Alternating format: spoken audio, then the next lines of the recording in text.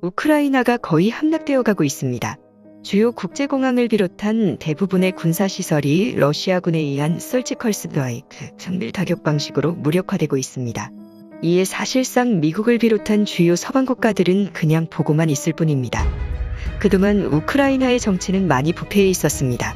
러시아 관영 방송은 우크라이나 정부는 친러시아계 자국민들에 대한 나치즘식 박해가 있었다고 언급합니다. 정치인들과 대통령의 부패로 인해 반러시아 노선을 탔다는 대통령들도 친러시아계 반군들과 뒤로 몰래 거래를 했다 들통났을 정도로 사실상 우크라이나는 망국의 직전의 상황입니다. 많은 정치인들은 우크라이나가 아닌 미국이나 프랑스와 같은 곳에 재정을 축적하고 있고 자녀들을 국민들의 세금과 부정축제한 자금으로 일찌감치 유학을 시켜 해외에서 살고 있습니다. 우크라이나를 수호할 의지가 전혀 없었던 것입니다. 국토전략 텔레비전은 대한민국의 아름다운 미래를 그립니다. 그럼 우크라이나 사태로 현재 어떠한 일이 일어나는지 앞으로 한국을 중심으로 일어날 사태들을 살펴봅니다. 첫 번째, 요트르 대제를 꿈꾸는 푸틴. 푸틴은 그동안의 러시아 대통령들과는 다르게 아주 러시아에 대한 애정이 깊은 사람입니다. 러시아의 대문호들, 음악가 등의 모든 분야를 섭렵하고 있으며 러시아의 역사를 꿰뚫고 있습니다. 그는 과거 뾰트르 대제 시절의 러시아를 다시 꿈꾸고 있습니다. 뾰트르 대제는 야만의 땅이었던 러시아를 유럽 제1의 문명국으로 키운 인물입니다. 뾰트르는 스웨덴이 점령하던 생피러버그를 점령하여 네덜란드의 암스테르담과 같은 서구 유럽 양식의 거대 도시를 건설하고 수도로 삼았습니다. 러시아가 동유럽의 후진 미개 국가가 아닌 서구적인 대도시임을 선포한 것입니다. 이후로 생피러버그의 러시아는 유럽 최고의 부유층이 몰려들며 마치 프랑스 파리같이 문학가, 예술가, 음악가들이 몰려들며 유럽 문화의 중심 도시가 됐습니다. 파리, 완든, 생피러버그이 3대 유럽의 도시였을 정도였습니다. 하지만 국제금융자본에 의해 러시아는 급속히 붕괴돼 버렸고 위대했던 러시아 제국은 역사의 뒤안길로 사라져버렸습니다. 하지만 푸틴은 다시 뾰트르 대제 시절의 러시아를 꿈꾸고 있습니다. 과거 G7에도 가입됐던 러시아는 강제 퇴출됐지만 다시 러시아가 국제질서의 중심자 자리에 서도록 러시아를 리모델링하고 싶어하는 상황입니다. 미중 간 패권 갈등, 중국의 급성장이 이루어지는 지금의 상황은 러시아가 부활하기에 알맞는 절호의 기회입니다.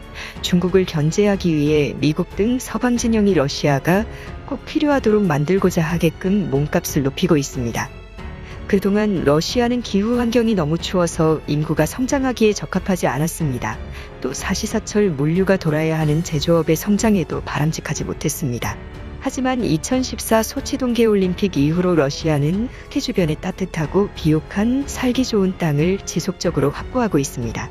우크라이나 크림반도 일대는 원래 예카테리나 2세 여왕에 의해 1769년에서부터 1774년 사이 러시아 제국이 영토로 복속한 땅이었습니다. 이후로 우크라이나는 수백여 년간 조선업과 제조업, 농업의 성장이 이루어졌고 유럽에서 가장 부강한 나라가 되는 근간을 만들어냈습니다. 때문에 우크라이나를 병합한 러시아는 제2의 러시아 제국을 만들기 위한 작업이 진행될 것 같습니다. 러시아는 4,400만 명의 우크라이나 인구를 병합하여 현재 1억 4천만 명의 러시아 인구는 약 2억에 이르게 될 가능성이 생깁니다. 러시아는 살기 좋은 우크라이나 땅에 과거 뾰트르 대제가 생피러버그라는 서구적인 근대 도시를 만들어 러시아 제국을 건설했던 것처럼 푸틴은 우크라이나와 흑해 일대의 풍요로운 땅에 러시아의 부활을 꿈꿀 것으로 관측됩니다. 현재 세계는 중국을 대체할 또 다른 공급망을 만들어내고 싶어합니다. 제2의 중국을 대체할 제조업 거점을 만들길 바라고 있는 가운데 러시아가 그 자리를 차지하게 될지 우크라이나에 얼지 않는 땅을 바탕으로 제조업 대국의 꿈을 만들어낼 수 있을지 주목됩니다. 두 번째, 극동 우크라이나 부활. 1920년대 초 한반도와 붙어있는 극동 러시아 지역에 우크라이나가 있었습니다. 무슨 황당한 소리인가 싶지만 엄연히 존재했던 나라입니다.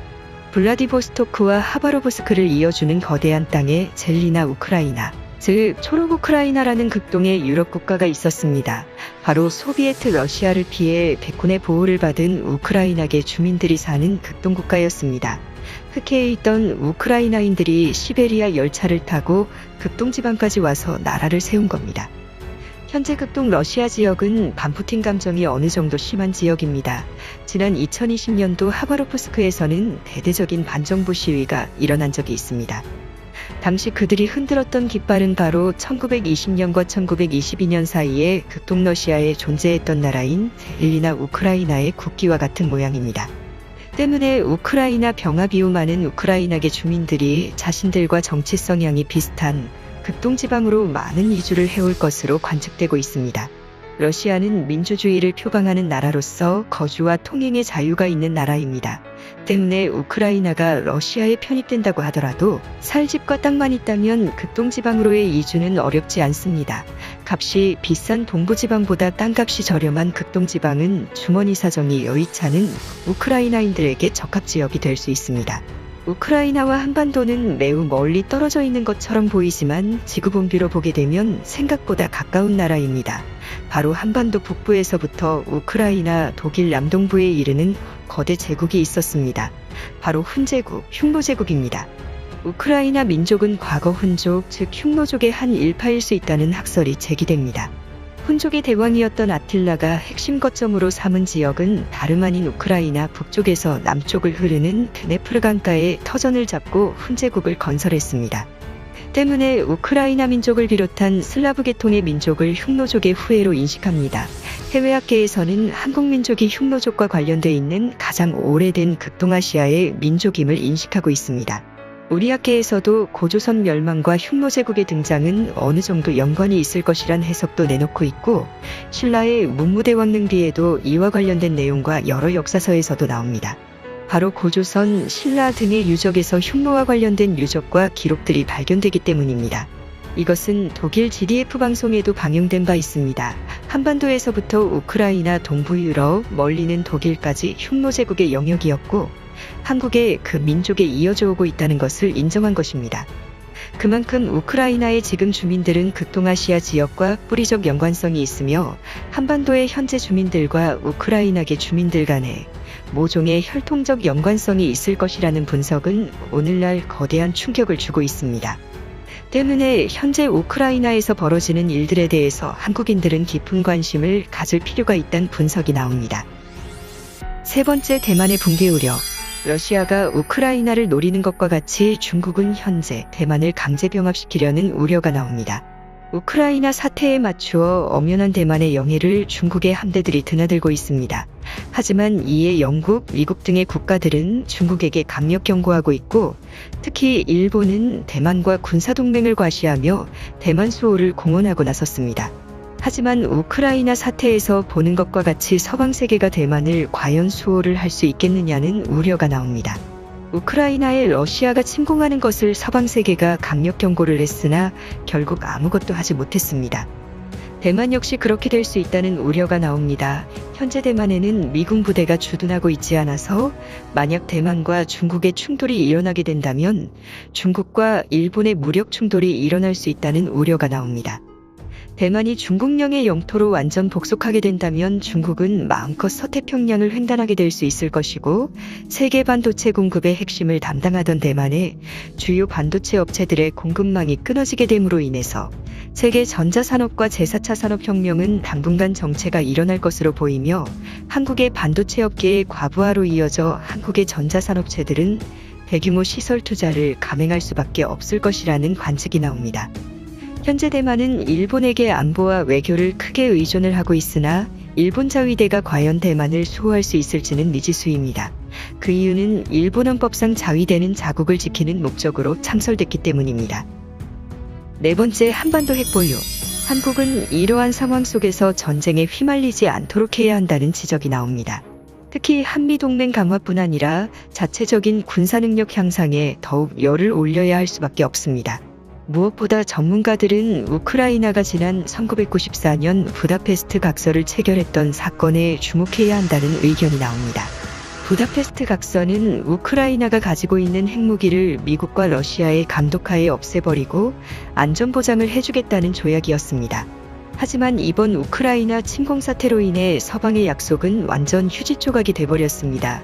때문에 한국은 언제든 핵보유를 할 수 있도록 세계적인 여론을 만들어야 한다는 지적이 나옵니다. 이스라엘 역시 핵 보유를 하고 있고 만약 예루살렘이 함락되는 일이 일어나게 될 경우 심지어는 자폭 계획을 가지고 있습니다. 프랑스 역시 마찬가지입니다. 프랑스 파리가 사라지면 지구도 없다는 정신으로 핵 개발에 성공해낸 것입니다. 그 때문에 이스라엘은 80기 이상, 프랑스는 300기 이상의 핵 보유 개수를 자랑하고 있습니다.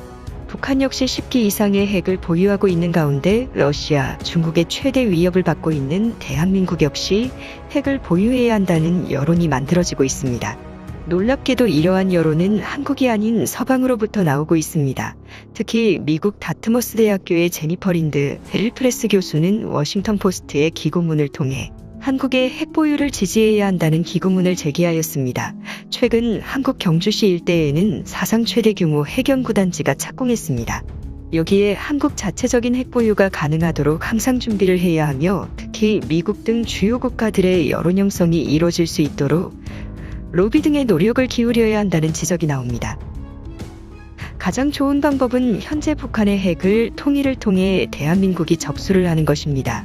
많은 영화나 소설에서는 남북한이 통일을 통해서 북한의 핵탄두를 대한민국이 확보하여 핵보유국이 된다는 시나리오가 나오곤 합니다. 이번 우크라이나 사태에서 보듯이 국방력이 약한 나라, 특히 핵보유를 하지 않은 약소국가는 처참하게 외세에 의해 국토가 유린된다는 교훈을 얻을 수 있습니다. 5번째, 중국이 이번 사태를 두려워하는 이유. 우크라이나 사태를 바라보며 가장 두려움에 떠는 나라는 아이러니하게도 러시아의 최대 맹방국 중 하나인 중국입니다. 우크라이나 돈바스 지역과 중국 신장 위구르와 크게 다르지 않아서 신장 위구르, 티벳, 내몽골 지역 일대 역시 안전하지 않다는 두려움이 있습니다. 특히 최근 아프가니스탄에서 미국이 떠나게 되면서 아프간과 같은 종교를 갖는 신장 위구르 일대의 안보가 우려된다는 것입니다. 그 때문에 신장 위구르가 분리독립을 선언하게 되면 신장, 티벳, 내몽골, 심지어는 한반도 북부의 만주지방 역시 분리독립될 것이라는 중국 측의 우려가 있는 것입니다. 특히 러시아와 같이 한반도에 강력한 국방력을 갖춘 통일된 세력이 나타나게 될 경우 러시아가 같은 민족인 우크라이나 돈바스 지역을 분리독립시켰듯이 만주 일대에 거주하는 한국인들을 보호한다는 명분으로 제2의 우크라이나 사태가 한반도와 인접한 지역에서 빚어질 수 있을 것이라는 우려가 나옵니다. 현재 중국 내 한국과 같은 민족 계통으로 언급되는 지역은 만주남부 지방, 그리고 산동반도 일부 지방이 해당됩니다. 과거 고조선, 고구려, 동이족이 거주하던 지역이라는 것입니다.